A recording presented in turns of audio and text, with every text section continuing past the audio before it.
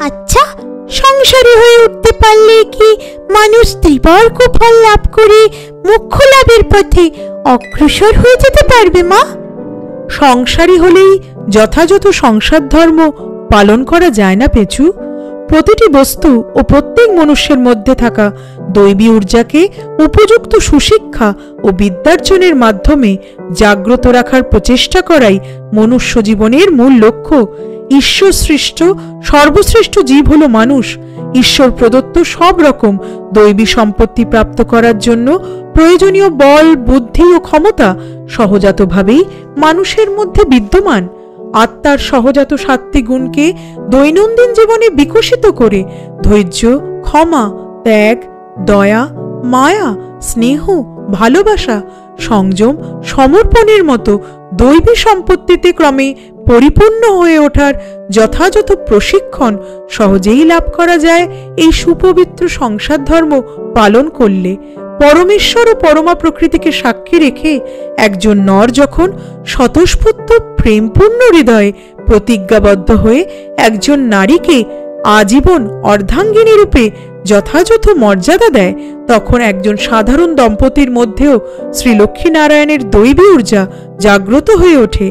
যখন শুভ বিবাহের পবিত্র বন্ধনে আবদ্ধ পুরুষ ইহকাল ও পরকালের উন্নতির জন্য প্রয়োজনীয় কর্ম ও কর্তব্য নিজের অবিচ্ছেদ্য অঙ্গরূপে ধর্মপত্নী সহ আজীবন ধর্মপথে সুদৃঢ় থেকে পালন করে, তখন সেই পুরুষ স্বয়ং নারায়ণের ও গৃহলক্ষ্মী রূপে তার স্ত্রী সাক্ষাৎ আমারই রূপ হয়ে সংসার ধর্ম পালনের মাধ্যমে সমগ্র জগৎ সংসারকেও প্রতিপালন করার গুরু দায়িত্বভার বহন করার ক্ষেত্রে আমাদেরকেও সহায়তা করার বিশেষ ক্ষমতা সহজেই অর্জন করে নিতে পারে।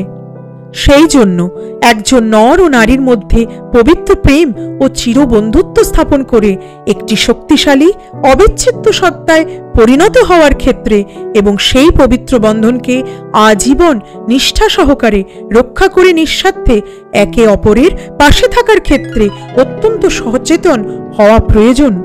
তুলসী বৃক্ষসহ গাছপালা, গৃহপালিত পশু পাখি, অগ্নিদেব, পিতৃপুরুষ, গুরুসহ পঞ্চদেবতা, ইষ্টদেব দেবী, সদ্ব্রাহ্মণ, গৃহে বসবাসকারী গুরুজন, সন্তান সন্ততি, দাস দাসী, আত্মীয় স্বজন, প্রতিবেশী ও গৃহে আগত অতিথি, অসহায় জীবজন্তু ও সমাজের নিপীড়িত মানুষের সেবা করার জন্য একযোগে আজীবন দায়বদ্ধ হয়ে কর্তব্য পালন করার নামান্তরই হল ধর্মপরায়ণ স্বামী স্ত্রীর সংসার ধর্ম পালন করা।